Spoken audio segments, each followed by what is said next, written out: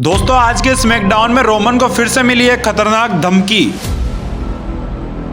और हमारे undisputed WWE champion Cody Rhodes को केविन ओवेंस ने तो आज फिर से पेल दिया।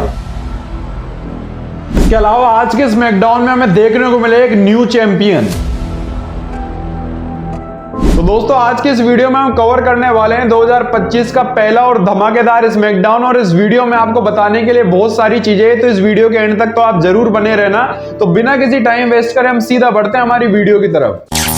तो दोस्तों आज की स्मैकडाउन की शुरुआत हमारे undisputed WWE champion Cody Rhodes करते हैं। वो रिंग में आते ही कहते हैं कि 2025 में WWE बहुत शानदार शो बनने वाला है, और अब तो हम नेटफ्लिक्स वाली रो के ऊपर भी जाने वाले हैं जहां पर चीजें और भी चेंज होने वाली है।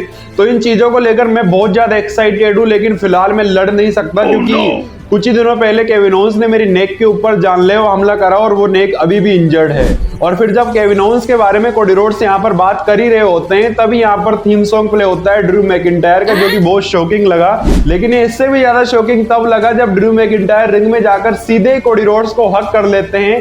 इससे देखकर तो पूरा WWE का क्राउड भी शॉक रह जाता है। और फिर यहाँ पर ड्रू मैकिंटायर कोडी रोड्स से कहते हैं कि कोडी, यहाँ पर मैं तेरे को दर्द देने के लिए नहीं आया हूँ, मैं यहाँ पर तेरी मदद करने के लिए आया हूँ। और इस बात पर तो कोडी रोड्स भी कहते हैं कि ड्रू, मैं जानता हूं कि तू किस किस्म का आदमी है, तुझे चैंपियनशिप चाहिए ना, और तुझे चैंपियनशिप के लिए एक मैच भी चाहिए ना, और अगर तुझे चैंपियनशिप चाहिए तो मैं भी तैयार हूं तेरे से 1-on-1 मैच करने के लिए। फिर ड्रू मैकिंटायर फिर से कोडी रोड्स को कहते हैं कि कोडी, यहां पर मैं तेरे को दर्द देने के लिए नहीं आया हूं। और ऐसा कहकर ड्रू मैकिंटायर तो यहां से चले जाते हैं, लेकिन फिर पीछे से केविन ओवेंस आकर कोडी रोड्स के ऊपर फिर से अटैक कर देते हैं। और फिर यहां पर कंडीशन ये बनती है कि कभी कोडी रोड्स केविन ओवेंस को मार रहे होते हैं, तो कभी केविन ओवेंस कोडी रोड्स को मार रहे होते हैं। और फिर जब इन दोनों की लड़ाई यहाँ पर बहुत ज्यादा बढ़ जाती है, तो इन दोनों को छुड़ाने के लिए WWE के ऑफिशियल्स और WWE की सिक्योरिटी यहाँ पर आ जाती है और इन दोनों को रोक लेती है। दोस्तों इन दोनों की रॉयल रंबल की मैच की हाइप अभी से बहुत ज्यादा बन गई है और इन दोनों का मैच बहुत खतरनाक होने वाला है, तो इस मैच को देखना आप बिल्कुल भी मिस ना करें। फिर इसकी कुछ ही देर बाद में हमें यहाँ पर रोमन के वाइसमैन पॉल हेमन का सेगमेंट देखने को मिलता है, जिसमें पॉल हेमन बात करते हैं रोमन और सोलो सिकोआ के ट्राइबल कॉम्बैट के मैच के बारे में। यहाँ पर पॉल हेमन कहते हैं कि रेसलमेनिया से पहले मेरा और रोमन का प्लान था कि रोमन के बाद में सोलो सिकोआ ब्लड लाइन का नया ट्राइबल चीफ बनेगा, लेकिन रेसलमेनिया 40 में रोमन रेंस सेथ रॉलिंस से अपना बदला लेने की वजह से उस मैच को हार गया।